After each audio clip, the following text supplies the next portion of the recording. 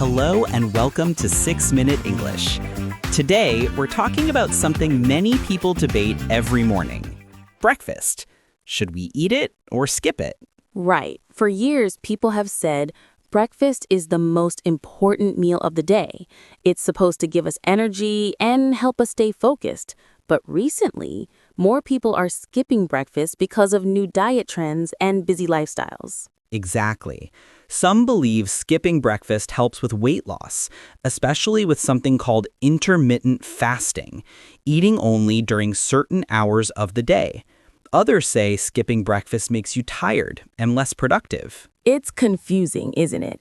We hear so many different opinions. That's why today we're asking, should we really skip breakfast? Good question. And as always, we'll be learning some useful vocabulary along the way. Great. But first, here's a quick question for you. Which organ uses the most energy in the morning? Your heart, your brain, or your stomach? That's tricky. I'll guess the brain. We'll find out later. But before that, let's start by looking at what actually happens inside your body when you skip breakfast. Good idea. Let's find out how important that first meal might be. So, what really happens when you skip breakfast? Well, when we wake up, our blood sugar is usually low. Breakfast raises it, giving energy to your muscles and brain so you can think clearly and move actively. So, if you skip breakfast, your body has to keep going without fresh fuel, right? Exactly. Your body starts using stored energy. That's fine for a short time, but if you do it regularly, you might feel tired, dizzy, or less focused in the morning. That makes sense. I sometimes skip breakfast when I'm in a hurry, but then by lunchtime, I'm starving and eat too much. You're not alone. Studies show people who skip breakfast often end up eating more calories later in the day. Their body tries to make up for the missing energy. But I've also heard that some people who skip breakfast lose weight. That's true for some. If they follow intermittent fasting correctly, eating balanced meals during shorter periods, it can help with weight control and digestion. So skipping breakfast isn't always bad. It depends on the person, right?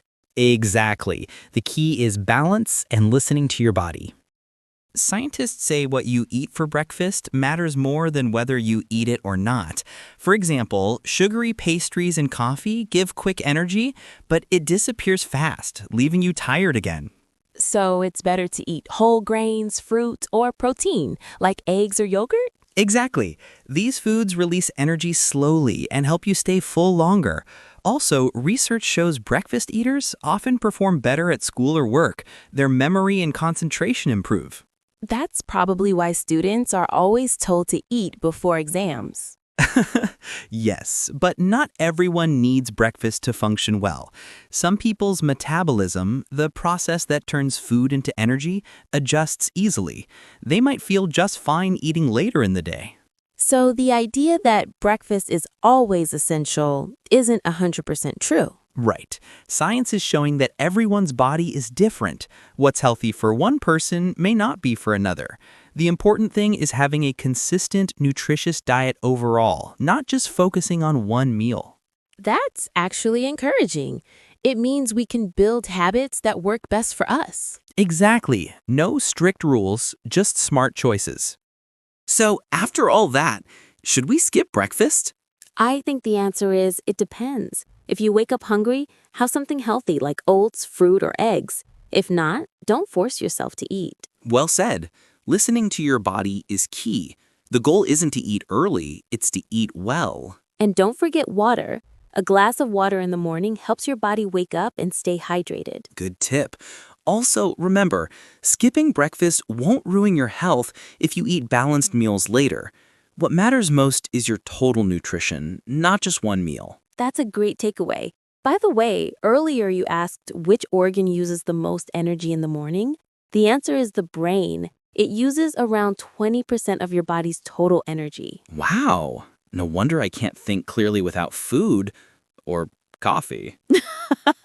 Exactly. Let's review today's vocabulary before we finish.